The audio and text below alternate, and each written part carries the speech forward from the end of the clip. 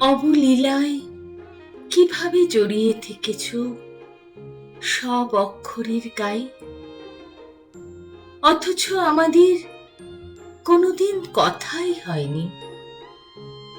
দিগন্তের দিকে তাকিয়ে কতবার ভেবেছি শিখে নেব জুড়ে থাকা, কিন্তু আমাদের তো দেখাই হলো না কখনো। অনুভবের তো আর ঠোঁট নেই, তাই অপেক্ষায় থেকে যেতে হয়।